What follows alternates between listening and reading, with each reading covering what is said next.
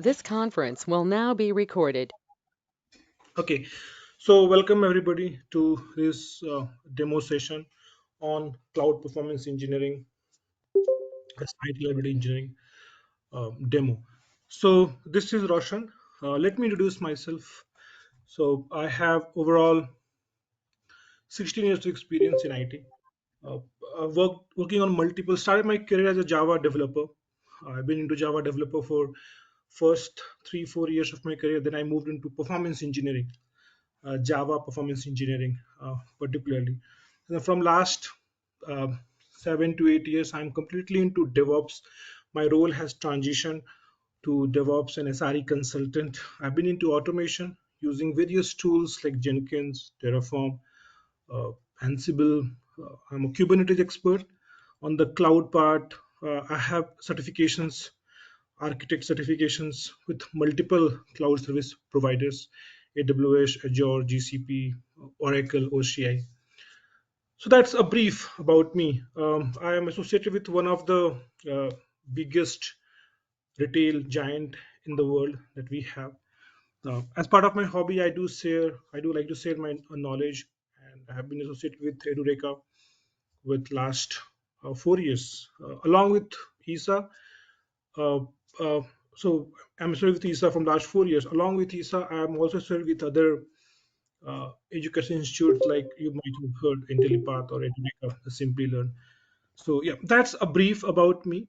So here we go, guys. We're gonna get started. So before we get started, I would like to just sense this audience, my audience here.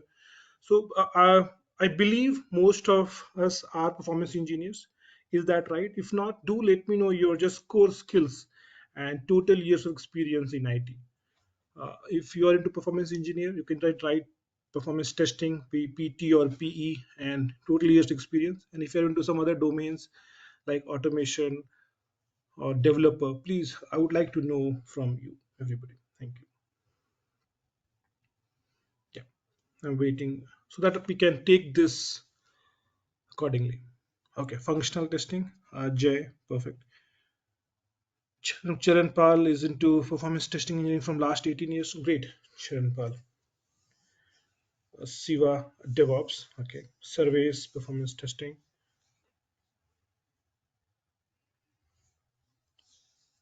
Good, perfect. So I believe Jay, your motivation is to switch your career from functional to performance or SRE, right, Jay? That's why you're here. Yes, it is. Perfect, perfect. Thank you.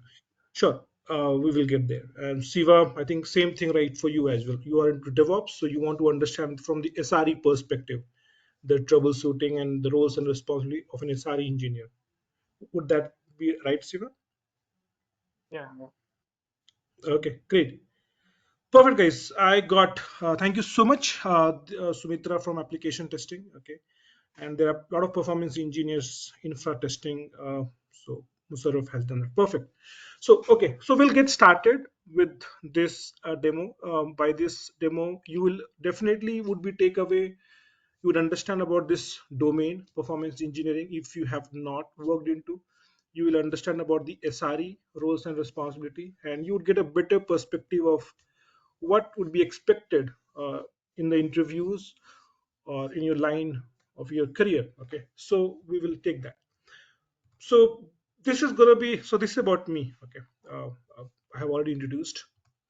We're gonna, this is the agenda of this demo. We're gonna start with a question and would like to go over a software development and deployment evolution, how the software has been developed and deployed over the years.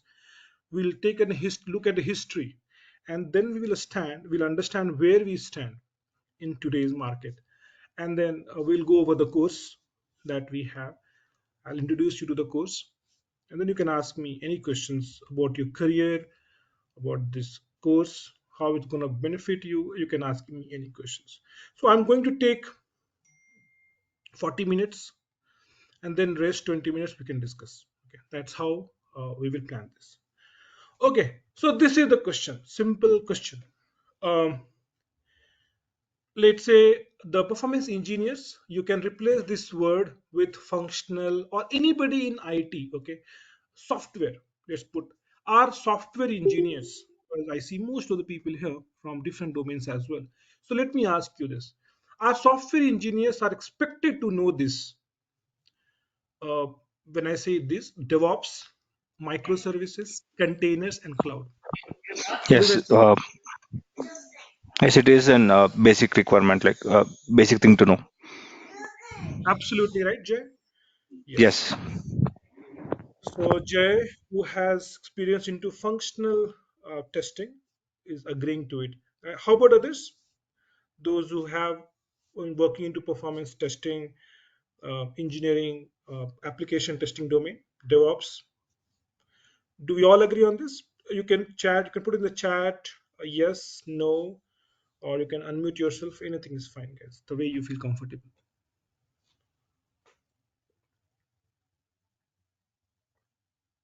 So everybody is saying yes. Absolutely, irrespective of the domain, whichever field domain you are working in IT. It could be functional testing, could be software development, could be performance testing, could be security testing, could be DevOps, could be operations, any field. These are expected to know. We are expected to know about DevOps. And why so? I will talk about that in my next slide. Why these things are important. When we look into the software development and deployment evolution, how software has developed and deployed over the years, we'll understand this better. Microservices. Why? What is microservices? Why are we talking about microservices? What were the things before microservices? DevOps. What was the technology tools at SDLC model before DevOps? Why containers? Why not VMs?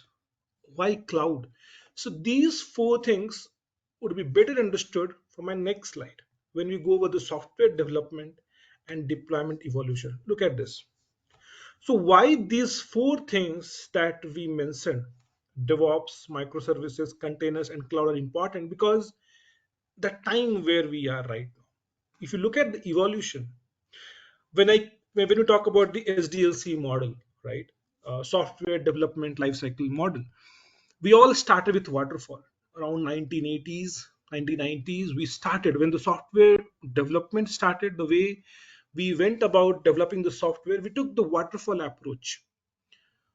Waterfall approach was having a lot of disadvantages. I'll just talk brief about it. So what waterfall model mentioned, that let's develop all the software at once, everything, every functionality developed at once, and once you have developed everything, then test. So in a lot of cases, what happened, that when software was developed and when we started to test, and let's say something like architectural flaws, the application is not scaling up for the more users. One user, two user is fine, but as soon as the system is hit with maximum load or significant load, the application is not scaling up, even if we have put the infra as well. So there were a lot of issues. Architectural flaws, was very expensive to go and make some changes. So the approach was itself was having a lot of issues. But see, we should not criticize. It's always something to get started, and we learned from our mistakes. And then we moved into agile. So agile is still there today. The What is the difference between waterfall and agile? That the development part, we did not develop the complete software at once and then test. We took that into chunks. We call it sprints. So we'll take one part of the code, one part of the development, some 10%, whatever we have planned. We'll take the 10% of the development, we'll develop it, we'll test it, all the testing, functional testing, performance testing, security testing, UAT testing, all the testing validations, quality validations would be done. And then we'll take the feedback of the customer as well. From the customer, we'll take the feedback that are we going on the right way? Is that what you expected? And then we took the feedback, and then we went ahead with the feedback and again with the next phase of development. We went in the sprints, in the phases. So it was a much efficient approach, much efficient as compared to waterfall, right? Think about it. Uh, if I just give you one example, Flipkart.com. See, any application is designed to scale. If you remember Flipkart.com, it all started with book selling, and that's how any application starts. Start small and then grow. Their website, everything, whatever they started was a hit, and they ramped up other different functionalities. Now look at the Flipkart.com website. You can book tickets, what not. You can purchase anything that we have. Same thing for Amazon.com. They also started like that. So it's it's the way we develop, the way sprints. So we always should go in phases, step by step. We should test everything. Should not be any architectural flaws. It should be scalable in the future. Considering that agile was much efficient approach when we talk with compared with the waterfall. Now then, why this DevOps? So currently, as we speak, we are into DevOps. So again, in the agile, there was a problem. Problem was with the two teams. See, in IT, we can divide complete IT into two categories. Either you are a developer or you are into operations. So all the quality validations, guys, can be clubbed into operations. So if you're not a developer, you want to operations. So a lot of collaboration issues happen. So let's say uh, developer developed something. I'll give you a few examples and why this DevOps came. So let's say developer developed something, and now testers have to test. Start with the functional testing. Testers started to test, and testers found that some issue, and they reported the bug. But eventually, it was found that it was not the issue with the application. It was issue with the environment. Something was missing, some plugin, something was missing. Because of that, the issue was happening. Unnecessary, this the entire manual process, right? Doing manual testing work, or like doing steps to avoid these kind of issues, environmental issues. So this then after functional testing, performance testing happening, then security testing, all these things were done in a very manual way, step by step. It delayed the deployment process. See, when the code is ready, I would like to ask everybody here, think about it. It doesn't need any IT, a lot of experience, just logical, rational thinking. When the code is ready by the developer, what is the main end goal? What is our goal? What do we want to do with that code? Main goal.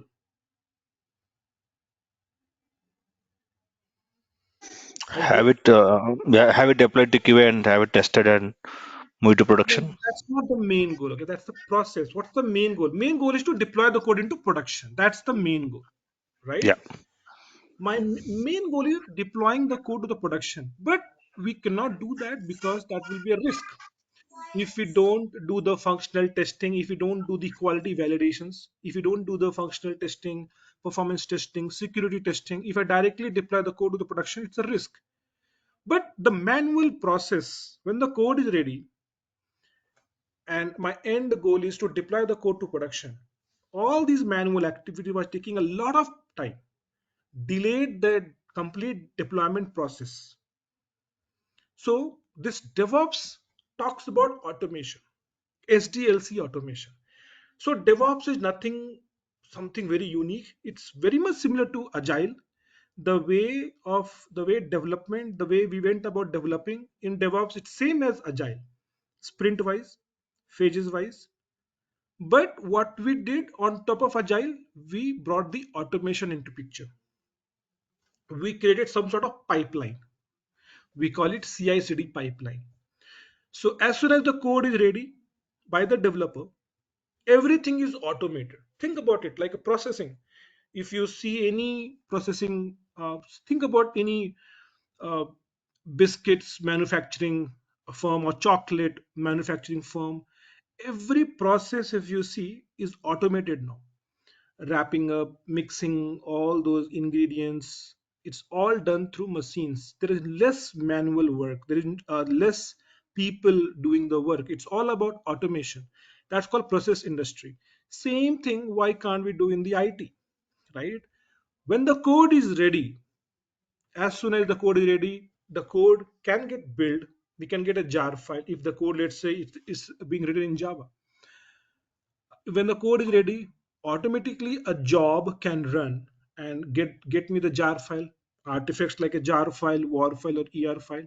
I can deploy that in some Docker image or any VM, right?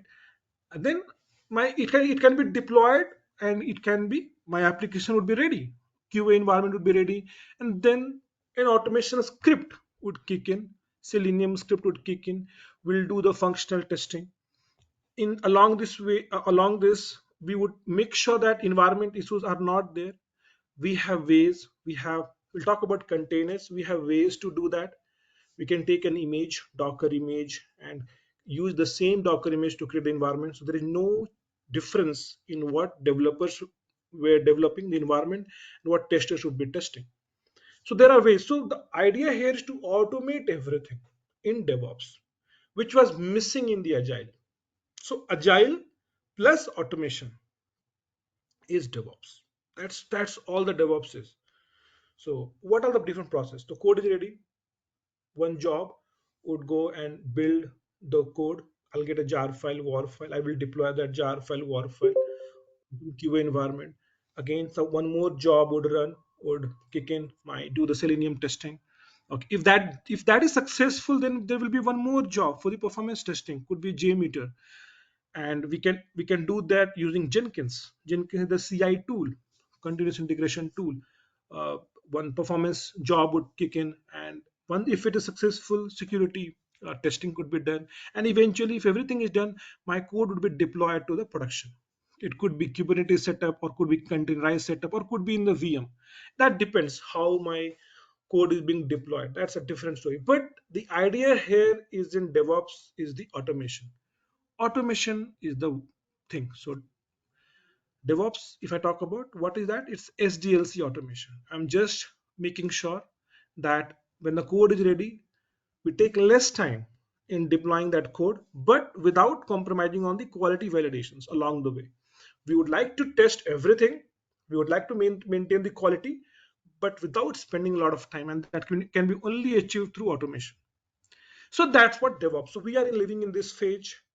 And if you see in your organization as well, everybody must be talking about automation. We would like to automate all the mundane activities wherever we have, taking a lot of time. So that's about DevOps.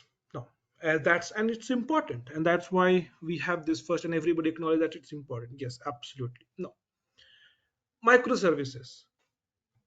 If you look at when the software development started, monolithic, right? So we were dumping, or we were putting every code base in a single project. Think about it, right? The problem, if you have too much code in one application, let's say if you're putting everything, all the functionalities together, you are packaging it together, you have one jar file and a lot of packages, right? You have Java, let's think about a Java project, and you have a lot of projects, packages, a lot of class files, we have Java files, and you're packaging it together. So tell me one thing, even for the smallest change, you need to build everything. Yes or no? You will, even let's say, even if you want to do cosmetic change, something, some UI change, small change in one of the things, you have to do entire, you have to build the entire code base. That's one thing. But think about the problem. If you have a bigger functionalities, right? If you have a much bigger code base, I'm gonna just talk about microservices a little. Let me and make you understand. Okay, just like to understand. Do we understand, guys, the difference between monolithic versus microservices? Everybody, please mention yes or no quickly. No problem. Can you repeat again? Uh, Monolithic versus microservices. the Yes. differences. Okay, others, everybody understands. If is there anybody who doesn't understand? Perfectly fine. I'm going to explain that. Okay, let me explain that. See, monolithic, what it is. See, if you look at any architecture, right? Let's say you have a three-tier application. Mostly, it's a three-tier application. Okay, so we have web server, which we hit mostly Flipkart.com. Whatever we see, web server is being rendering by the web server. Then we have got application server where the business logic is there, and then the third is the database. Let's say we have a three-tier application. I would like you to focus on the application server.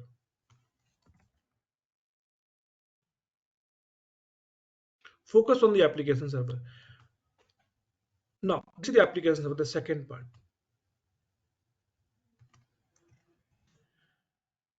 What happens in monolithic applications? Monolithic is not bad, okay? So you need to understand one thing. Monolithic is not bad. So let me first make you understand what is monolithic. So let's say you have functions. See, you have modules. Think about any, let's say, Flipkart.com. You have a module for payment. You have a module for flights booking, right? Or you have a module of like electronics items, like different modules we have, different sections we have, right? So we call it those things, we call it modules. Let's say, consider there are four modules. Any application is having four modules. I'm calling it module 1, 2, 3, 4. Okay, let's say. So module 1, module 2, module 3, different used for different purpose. One is payment module, one is electronics module, one is flights, different modules. Okay, one is user data, like whatever. Let's say you have got four modules: m1, m2, m3, m4. What these modules would be having from a code perspective, all these modules would be having functions. That's what developers do. Developers write functions. Depending on the functionality, depending on what purpose it solves, you would have the functions being written in each of these modules. Now, when now I'm going to talk about, let's say, what happens. Let's say in M1 you have got 20 functions you're writing: F1, F2 to F10, F20. Functions in M1. And let's say in M2 again you have got 30 functions. For some modules, some F21, F22, let's say F50. Similarly, you have functions in the other modules as well, M3 and M4. When you package it together, packaging means, see, when you write a function, it could be, let's say I'm writing a function in Java technology. So obviously dot Java would be the extension. So I will get a lot of Java files here. So when you package it together, you get one jar file, and that is what you deploy on the server, application server, like Tomcat or WebLogic or WebSphere. You will deploy that, the jar file. It could be packaged, all the functions could be packaged into, depending on, again, it could be a jar file. I'll be package this, and I'll get a jar file, or a WAR file, or an ER file, and then I will deploy this onto a application server, and I will get my application running. So think about it. You are packaging it. Now, in the case of monolithic, what happens? There is a huge dependency of the functions that you are writing for each of the modules. So when you're writing M1, you are calling, when you're writing F1 function, you are calling F22 function, you're calling other functions of other modules. So there is a huge dependency of code base. The functions are being called anywhere and everywhere. In monolithic, that's what happens. There's a huge dependency again, because if M1 needs to use F22, which is in the of the M2 module, again I'm not going to write F22 function again. I can simply call it. That's how we write. If you look at into Eclipse, uh, IDE, right, or IntelliJ, that's how we write the functions, and that's how the functions are being called, and that's what developers do. They call the functions. In case of monolithic, the functions are being called anywhere and everywhere. So M1 is being called by M2, M3, M4. To write M2, M1, M3, M4 are being called. All the functions are being called. There's huge dependency across all the modules. The functions are being called anywhere and everywhere. Now think about a problem. If you have got issue with one of the functions, let's say F2, something you changed, and F2 has an issue. Small change, but F2 has an issue. Now, do you think if F2 has an issue, it can impact M1? In indirect, it can impact other modules also, because M1 is being called by other modules also. So, do you think it can impact the entire application? The issue with one function, one of the code, because there is a huge dependency. Yes, no, absolutely yes. It can cause downtime. Even issue with one of the function can cause downtime. Do we understand this, guys? Everybody? Yes or no? Please confirm me in the chat, or anyway, like unmute yourself. Yes, everybody? Are you all good till this point of time? Perfect. So this is the problem with monolithic, and that's what we have been developing all this time. If you look at monolithic, that's what it is being done. If the code base, the more the code base, the bigger the code base, the bigger is the problem. And again, for to deploy even M2, let's say I did a bug fix. Developer did a bug fix in F2. Some bug was there. The developer, some they have added some code, could be exception code or whatever. Let's say some code has been added in F2. Now you, if you want to deploy, make the changes, you will have to deploy the complete, build the complete code base and deploy it as a one jar file. So the bigger the code base, the bigger the problem. I would like to ask you one thing. Everybody uses Make My Trip here, right? Everybody must have used Make My Trip or Clear Trip, any booking website. Do you think so? When we go to Make My Trip, we can see the flight details of Indigo, different flight carriers. Indigo, Air Asia, Air India, SpiceJet, and there are Go Air and so many. So, do you think Make My Trip application is having the code base? And there is another website also, Indigo websites, separate. There is the separate website of indigo.com, separate website of Air India, SpiceJet. There are separate websites also. And when we go to Make My Trip, you can book tickets there also. So how it is possible? So do you think Make My Trip is having the all the code base of all the other flight carriers? Think about it.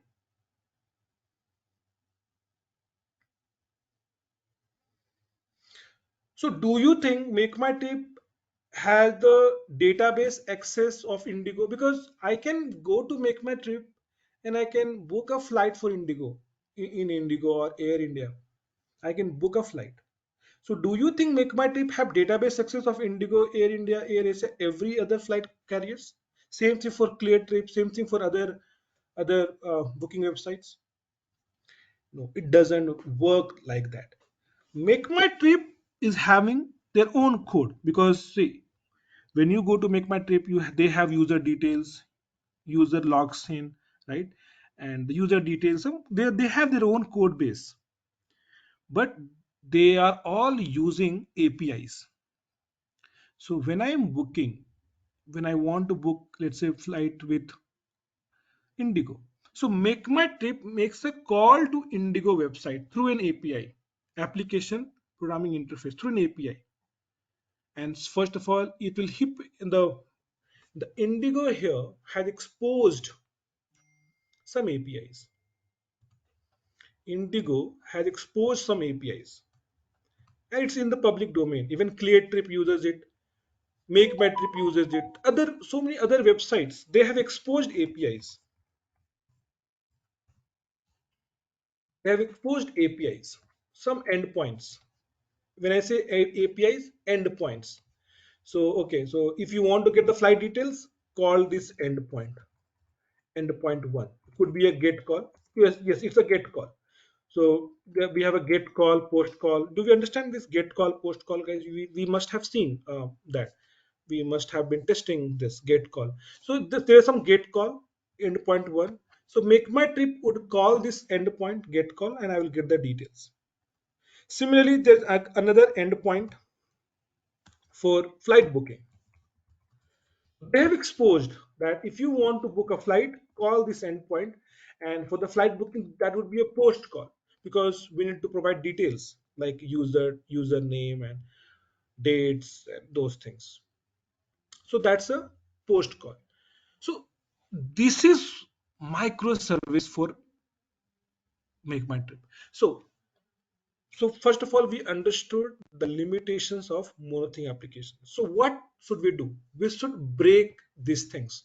We should make it independent. That's the solution. So make M1, M2, M3, M4 independent. That's the goal. Make M1, M2, M3, M4, and let them behave like separate entity, like Indigo, Air India, Air Asia, separate entity. If you make it separate, guys, think about it. Would you be able to solve a lot of problems if you make the code base lighter or to an extent which can be manageable? And you are not calling the functions, you're making it independent. When I'm writing M1 module, I'm not calling the functions directly. There is no dependency as such. All these things are independent. M1 is independent. Indigo is independent of any other websites. Make My Trip has no say in Indigo code. Make My Trip doesn't have Indigo websites, doesn't own Indigo database. But Indigo is like an own independent application. So the idea here within your bigger code, Flipkart.com, Amazon.com, have your modules independent. Why can't we create independent modules within my own environment, within my own application? And let's make it independent M1, M2, M3, M4. When I'm writing M1, I will not gonna call the functions of M2, M3, M4, M3, M4. If I need some data, I will call the API and get the work done. In this, at least if the issue with M1, it's not going to impact M2, M4, M3. The core functionality is not going to get impacted. And that's what the happening. The current environment, if you see, all the development is happening in the microservices way, independence, because it gives you high availability. The issue with one of the functions in one of the modules is not going to impact the other modules. So do you think if Indigo is down, it you will not be able to book tickets in Air India or Air Asia or Go Air from Make My Trip, or you'll be able to book tickets to other websites? We can, right? We'll be able to book. So there is no dependency. If Indigo is down, if Indigo is not working, endpoints are not working, that's fine. I can book from Make My Trip. I can make calls to other APIs, other flight carriers, and I can book my ticket still. So if Indigo is down, it's not gonna bring down my Make My Trip. Same thing if M1 is down, if M1 is not working or having some issues, the core functionality of M2, M3, M4 still works. So we need to understand, separate our microservices in such a way that they can work independently. One issue with one of the code base should not impact the other modules. Yes, I may have separate jar file. I may have a jar file separately for M1, M2, M3, M4. Yes, because I'm packaging it separately, deploying it separately, but I'm getting high availability. Guys, able to understand the microservices? I'm asking particularly from those who who had no experience or no knowledge about monolithic and microservices. Yes, everybody, all good? Please give me yes, guys, or thumbs up. Yes, Roshan. Great, great, Jay. Good to know. How about this? Making sense? Okay, Musarraf Siva, perfect, good, Yes. perfect, perfect, good. Thank you. So let's talk about. So this is what. So if you look at the current scenario, the current time that we live, the development is happening into microservices, and we need to understand what are microservices, how to go about development, at least have a basic understanding of microservices. What we just talked about was a basic understanding. This understanding, if it is not there, think about it. If this understanding, if you don't have, how would you gonna test microservices? How would you gonna appreciate microservices over monolithic applications? Right? These are the basic functionality things that we have to know it. Right? Now, coming to the containers. So guys, from monolithic applications, we are breaking into microservices. We from a bigger code base, one bigger code base, I am gonna with four lighter code base. Again, I have the code here. I have the functions F1 to F25, whatever the functions I have it here, M1, M2, M3, M4. So where to deploy these microservices? The question is this. So when it comes to deployment, we can deploy on three places. We can deploy directly on the physical server. Directly. We can deploy directly on the physical server, or we could deploy on the VMs, virtual servers, VMs, nodes that we call it, or there is something called containers. See, physical server, that was the happening. So, and when early days, right, when the development started and people didn't know about virtualization, so they everything, even the few KBs or MBs applications were getting deployed in a bigger physical server. Think about it. You have got 100 cores and let's say 8 800 GB RAM. Think about it. And you are installing some tiny little application, few KBs and MBs application in the. This is the physical server. This is the physical server,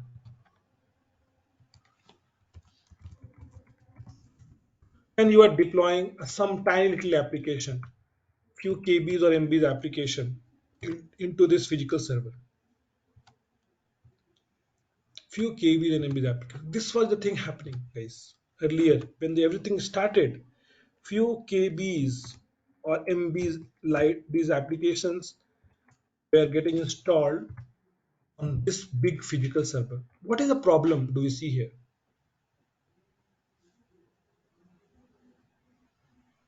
Do we see resources being unutilized, resources being wasted, uh, unnecessary, so much of resource for this small little application? Do we get that feel?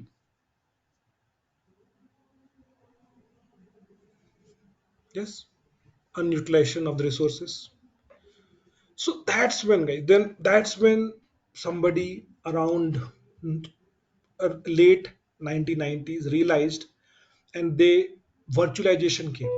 Virtualization was the great thing. When the virtualization came, we could virtualize this physical server and then we could create VMs. We could virtualize this physical server. We installed something called virtualization software, and then we could create VMs, multiple VMs of different shapes and sizes, nodes, and we use this VMs. This is VM1. We use this VM to deploy the monolithic applications, bigger applications. Now, around 8 years back, 8 years back, 2015, there was a concept of containerization. So even in the VM, I'll tell you, even in the VM, so this is my VM1, VM2, VM3, VM4. Even in the VM, it was observed that the resources are not being utilized. Mostly the VMs are like 20% to 25% utilized.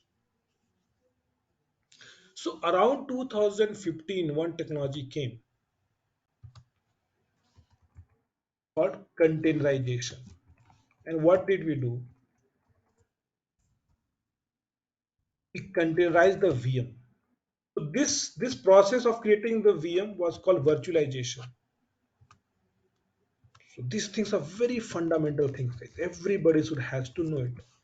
This process of installing the virtualization software like VMware, VirtualBox, Hyper-V, of using this and creating this VM called virtualization. So it was a great thing. When we created the VMs, we could deploy multiple applications separately. We could deploy applications separately here. We could deploy a few applications here. We could deploy multiple applications separately. Uh, the monolithic applications on each of these VMs. So let's say on VM1, I installed web server. On VM2, I installed app server. On VM3, I installed database server. Think about it. So we use three VMs to install these things. VM1, VM2, VM3. We use three things.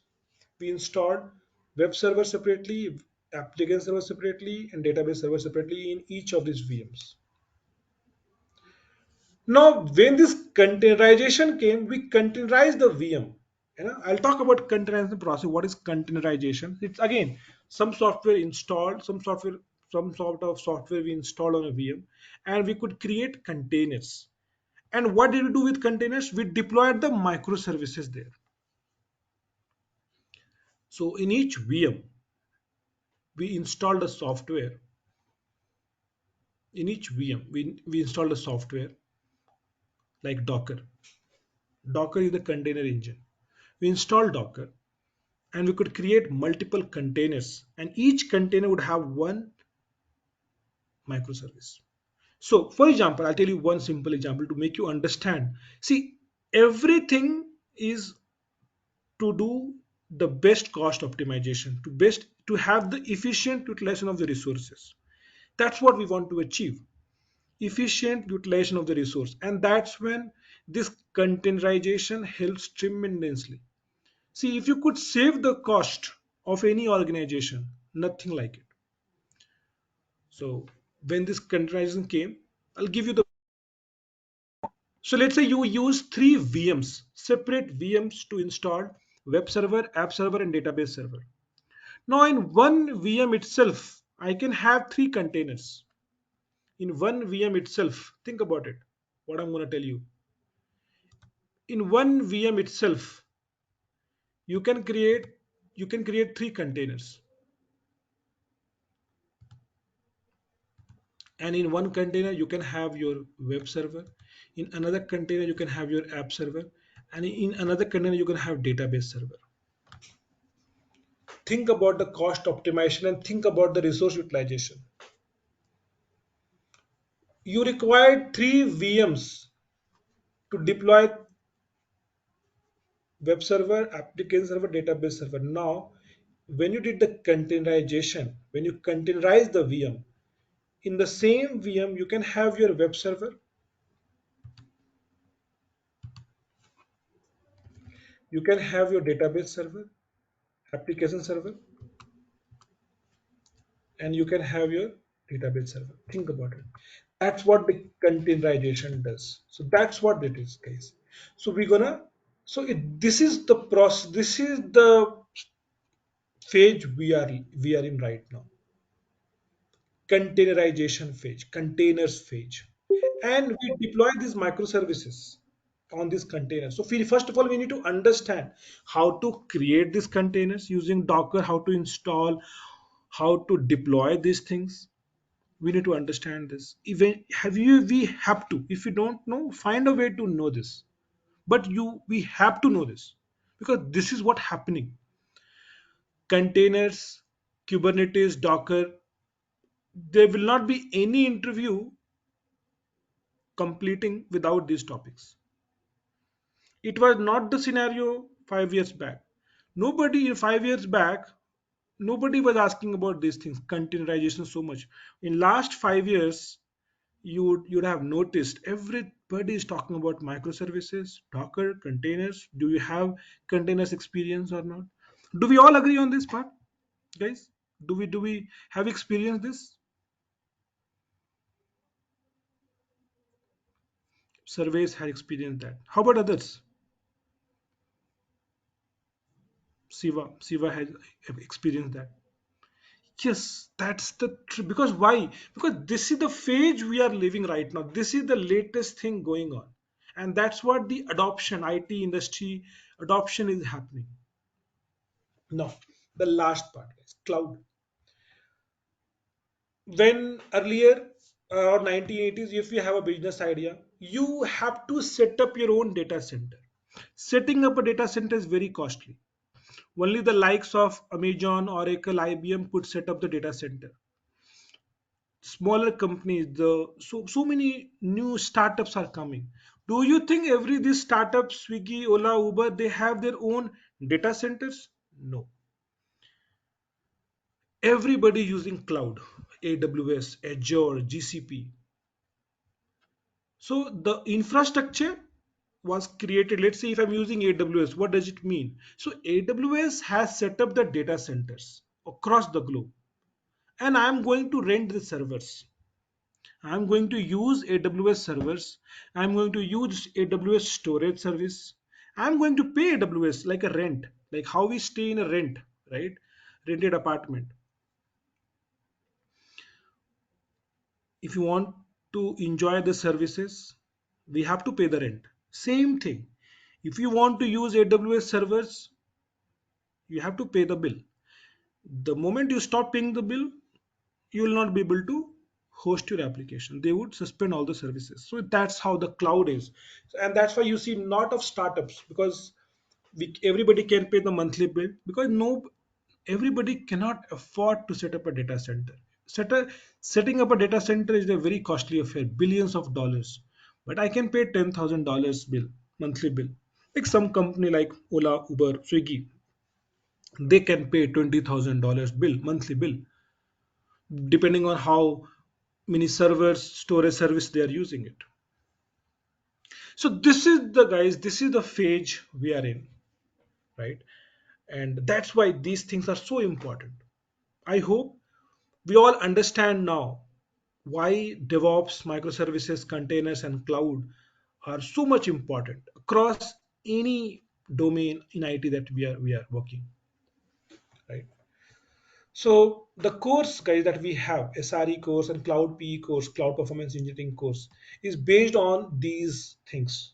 Okay, I understand the problem statement, because a lot of people are being into transitioning phase, or they don't have a better place where things are being taught in a structured way or scratch way, and that's when this course is that we have designed this course. And we talk about a lot of things. We talk about the cloud. It is from the basics. Okay, we talk about AWS. See, think about it. If you don't know how, where the servers are being deployed, how the servers are being deployed, what is EC2, what is storage service like S3, how are you going to test it, right? So we need to know cloud. So we'll talk about AWS cloud in the course. So entire everything, the enterprise level applications are being deployed on the Linux VM. It's not Windows VM. So most of I have whenever I've interacted, most of us are comfortable with Windows.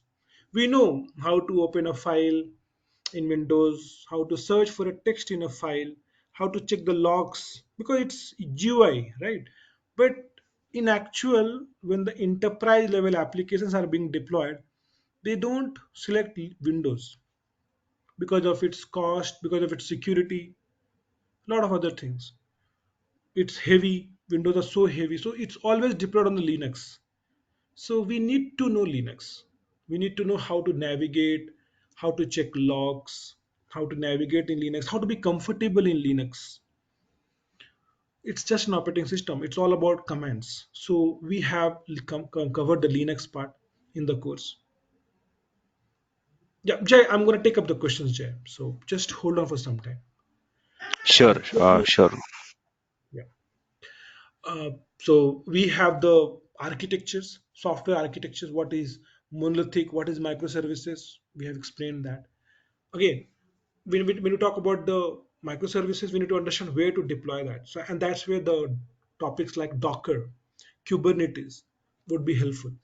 It will help us understand how to create, how to deploy containers, and how to auto scale, auto deployment in production when the load is increasing. How Kubernetes will help in auto scaling, in auto healing of containers, and that's why this topic Kubernetes. We'll talk about DevOps and how performance engineering fits in DevOps. We'll talk about CI/CD pipeline, performance, continuous performance testing. So, using Jenkins, how do we create jobs? So, when a developer is ready with the code, what all different jobs would be required before we deploy the code to production? So, we'll talk about CI/CD pipeline. In the SRE part, will we have automation? See, SRE, when it comes to SRE, the important thing is in the from the production perspective. See, there are developers who will develop the code. There are testers who will do the quality testing, functional testing, performance testing. But how about the real game? What is the real game? Real game is user experience. Why are we doing this? Why developer is developing? Why testers are testing? It's all about the user experience. The end user is having good experience or not, and that you can only know when you understand about your production. How about production? Is it good? Is it, do we have issues in production? Do we have 200 status code or do we have 500 status code? Do we have errors and exceptions or not in the production? How about the CPU utilization? Do we need more servers or less servers? Is auto scaling working, not working? So everything to do with your production and user experience is in the scope of SRE, site reliability engineering. And we need to troubleshoot. If in production we get issues, we need to troubleshoot it. So the SRE engineers are expected to troubleshoot things in production. For the customer experience, it could be a functional issue. So there are SRE engineers to take care of functional part. This could be a performance issues. So there are SRE engineers who takes care of the performance aspect. We need to set up monitoring. Without setting up monitoring, alerting, we cannot know what is the issue, what's going on. Yeah, service, I'm going to take up the questions, everybody. Right, so this is about this topic. So we'll talk about observability, we'll talk about the automation using Terraform and Ansible. So this is about the course, guys. uh, let me just talk about the course durations. I see a lot of questions. Yeah. So this is the link, guys. I'm gonna share this link with everybody. You guys can go over this link. This is the link of the course that we are coming up with, SRE course, and you can go over all the topics, the demo videos here, and the feedbacks of my learners in the past.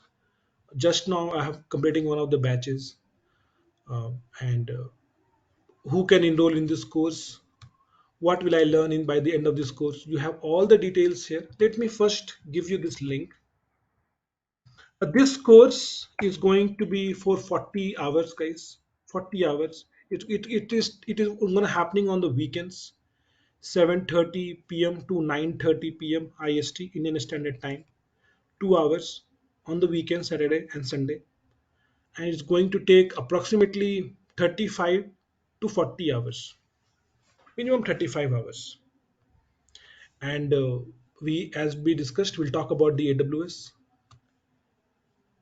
Everything is done from the scratch. I don't expect my audience to have any prerequisite. Only thing that I expect from my learners is that they should have the learning mindset, right? And they should be able to give some time, dedicated time for the practice. Yes, everything is hands-on. Everything is hands-on. I'll be showing you. You will not be able to do along with me because it will be too much, right? We need to wait for all of the entire class. So everything is hands-on. Every session will be recorded, and I'll be doing hands-on, and then you're expected to do the same thing, uh, right? We'll talk about all these things in the Linux from scratch. If you talk about Linux monitoring, right? The SRE, what do we mean by reliability? What do you mean by fault tolerance? What is high availability? What is disaster recovery? What is SLIs, SLO, SLAs? We have the software architectures, Docker. So these are all the topics that we're gonna cover. We have these topics in the Kubernetes. We have these topics in the DevOps topics, Jenkins topic. We will talk about a lot of things about the gaining resiliency and reliability on AWS using load balancer auto scaling group. We'll talk about observability, Prometheus, Grafana, and ELK, and CloudWatch and Linux monitoring. They are the four things that we cover as part of monitoring. We also cover the we also I go this, so along with this, these are all the live sessions. Along with that, we have this live session as well. We'll talk about the automation using Terraform and Ansible, CI/CD pipeline, right? Using shell scripting, those things. Along with these live sessions, we also have recorded sessions. It's going to be my recorded session on the Java performance engineering, how to analyze heap dump, thread dump, GC log, JVM architectures from the Java performance engineering. So I'm going to share 10 hours of recorded sessions, 10 hours of recorded sessions here. And then you will have recorded sessions. So as you can see here, shell scripting would be the recorded from me, from the Linux. So we have a mix of both live sessions as well as recorded sessions because it's a very lengthy course. 35 hours are the live sessions. Along with that, we give approximately 25 to 30 hours of recorded sessions. So when we combine this, that becomes a complete course. Okay. And with this much of knowledge, my learners have get a job up to 25, 30, 35 lakhs as well, maximum, right? I have heard about this 35 uh, from this course. They have switched their career into SRE and Java performance engineering, and they have done wonders in their career, right? I'm gonna share. See, if you look at my batches, so I do share all the PPTs. Okay, let's say if I just talk about one of the batches, let's say this May, it's the second last batch. So we're gonna share this type of PPTs. Uh, if you look at the AWS, this is gonna be the PPT of AWS. Uh, we cover if you look at the number of slides we have in this PPT, it's gonna be approximately 150 to 200. 200 slides, 173 slides. Same thing goes for Linux, same thing goes for Docker, same thing goes for Kubernetes, same thing goes for Jenkins. We have SRE topics, Java performance engineering we have in this course, performance engineering. So we have full packed um, a lot of things here, guys, right? So that's about me talking about the course, talking about the syllabus and this link. I hope you have captured this. Yes, you can ask any question if you have, guys. Is chaos engineering included in this? Because nowadays, chaos engineering is part of SRE also, right? See, a lot of things are there in the part of SRE. Okay, so No, just chaos. asking Yeah, whether you will cover. yeah, I'm coming. I'm coming. So chaos as a part of the course is not covered that we are using a particular tool for the chaos monkey testing. No, we are not covering any particular tool as such, but we will understand the concepts, how to go about chaos testing. What is chaos monkey testing? How to simulate those kinds of testing, how to go about testing those scenarios. We'll cover those aspects. We are not covering any tool as such, service, to answer your question on this chaos testing. But we'll understand the concepts. As part of the SRE, we have that. Yeah, please go ahead. Go ahead, Jay. You can go ahead. Unmute Yeah, yourself. I have a couple of questions. First thing is, okay, with this SRE training, right? Okay, we will be able to clear the certification, at least a foundation level, SRE foundation, we'll be able to do it.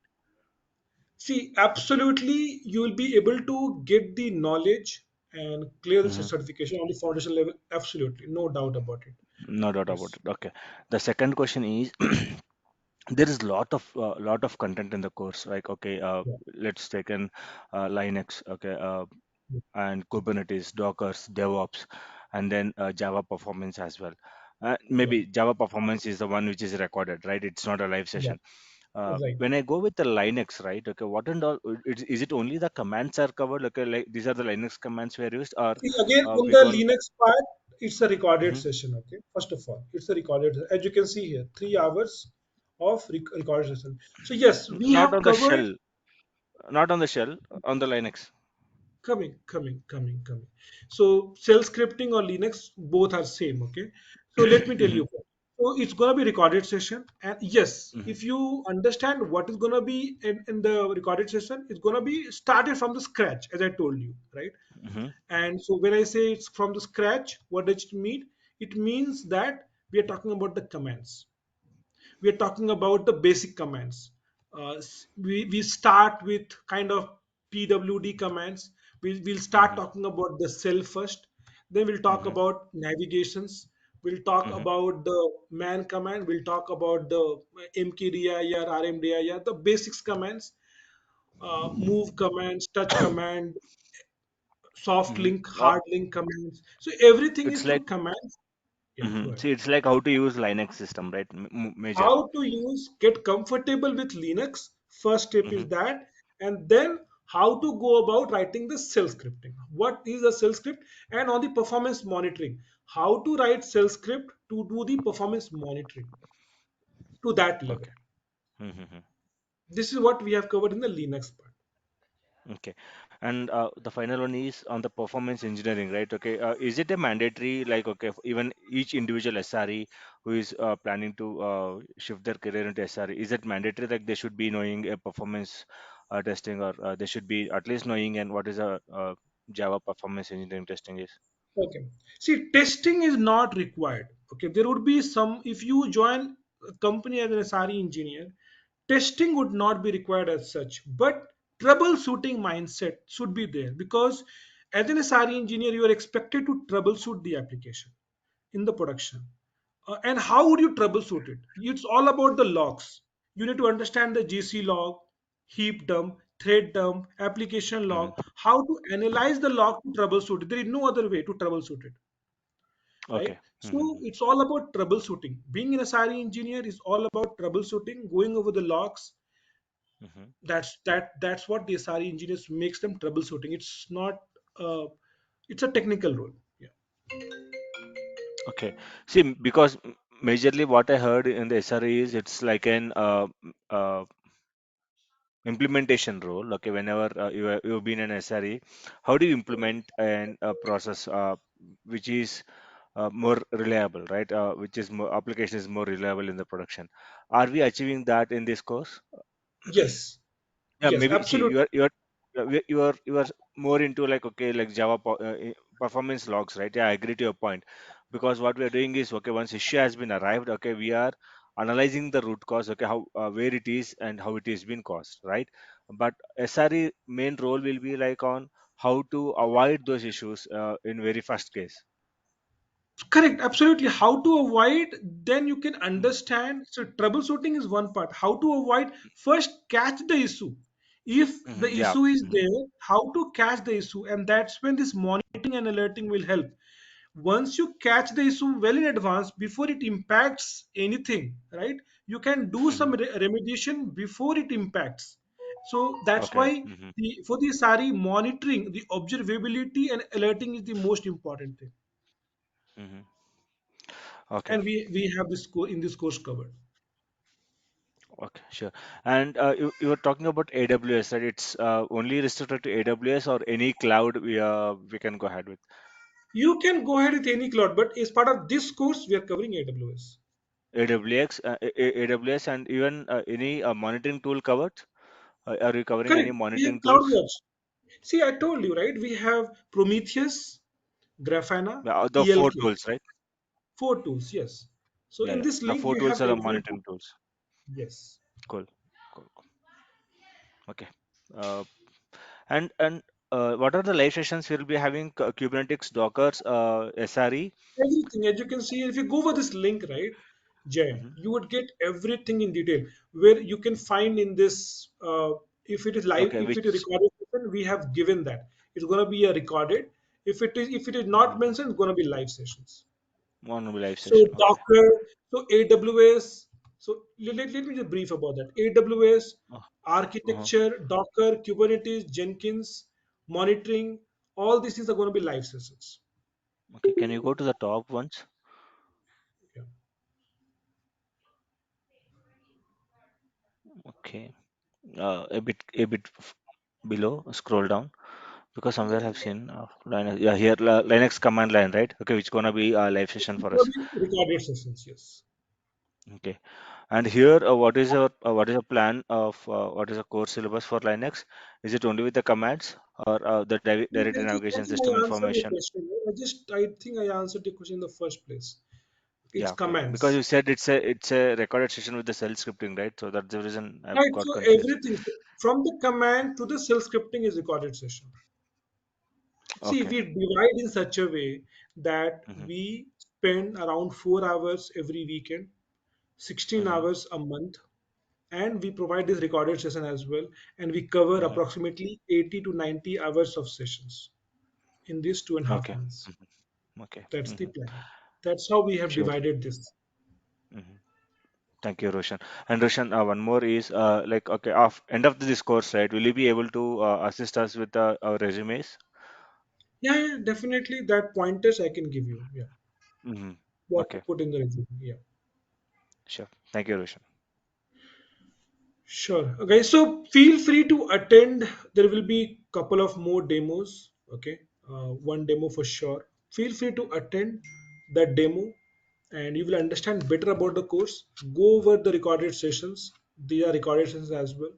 You can go over the recorded as well. You will get fair understanding of the course and how we go about it. And please attend recorded sessions. So yeah, that's how we go about And this. Any yeah, yeah. and what about practice sessions or a setup of infra or servers? It's all gonna Some be in tools. the cloud. It's all gonna be Okay, in the cloud. Everybody would be doing hands-on, and I'll tell you how to create an AWS account, and you will be practicing in the cloud only now. All the infrastructure, everything would be done in the cloud, and everything is hands-on. I'm gonna guide you without any cost. You can practice. okay, free one. It's gonna So be for free, and 35, yeah, as for 35 hours, almost 2 to 2.5 4 months as per months. weekends. That's Am I it. right? Yes, it's gonna be. See, the course is it's a challenging course. Okay, it's a lot of content. First of all, understand that packaging it in 35 hours itself is a challenge, and that's why we have split few things as a recorded session and few things as a live session. Many things as a live sessions. 70% live sessions, 30% as the recorded sessions, and that's why we have split this so that the most we can give the knowledge here. The live sessions also will give you the recorded videos Yes, yes. after the course completion. Everything Okay, is gonna be everything is gonna be the recorded session. It'll be lifetime recorded session. Yes. okay, yeah. The way we are recording it today, we'll be recording the same way.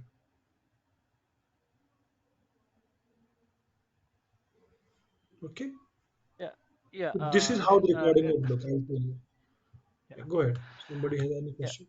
Yes, yes, yeah. I mean, coming to performance engineering, like I mean, from PT to PE, I mean, how?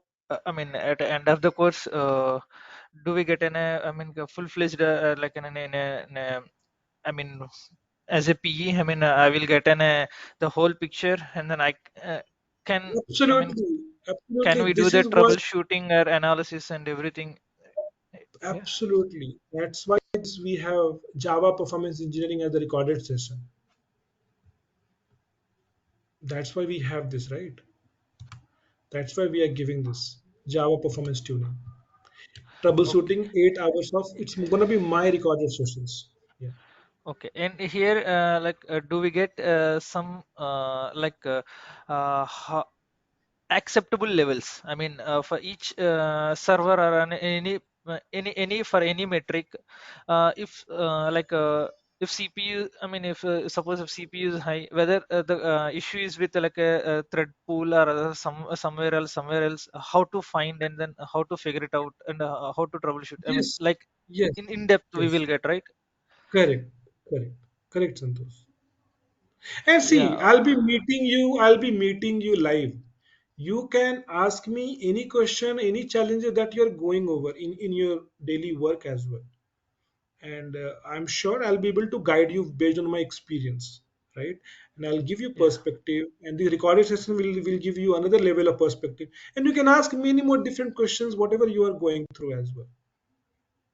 Even if I'm not talking about, let's say I'm taking AWS, but if you have a question on Java P, we can meet after the session. I'll be reachable over Okay. the phone. You can WhatsApp me also. You can call me also sometimes. So those options can be done. 5 minutes, definitely I can get some time to understand about your issue. So, okay. So, any PT can, uh, get I mean, like an advanced and then good hands-on to transition to PE in this course. Absolutely, absolutely. Yes. No doubt about it. That's why this course is designed. Yeah. Okay. Yes. Thank you. Okay, guys. Guys, so feel free to attend another demo session. So that will be all from my side, guys. Thank you so much. We'll meet again. Okay. Thank you so much, guys. Next demo session on next weekend or You'll be notified in the WhatsApp channel. Yeah. okay, ठीक है. Okay. Thank you so much.